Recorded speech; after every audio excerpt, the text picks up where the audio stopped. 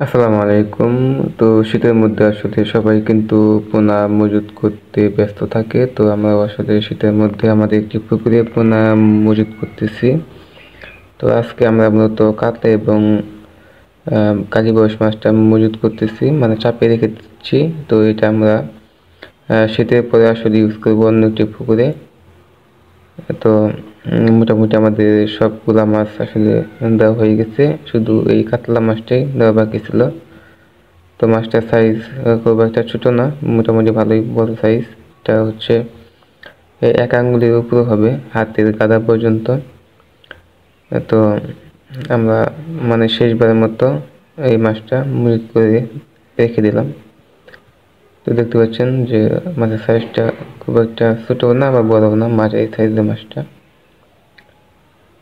তো এই হচ্ছে কালীবাউস মাছ, এটা যেটা ক্রস সেটা।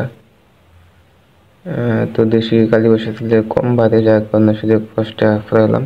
ক্রস কালীবাউসটা মোটামুটি ভালো গ্রোথ আসে। তো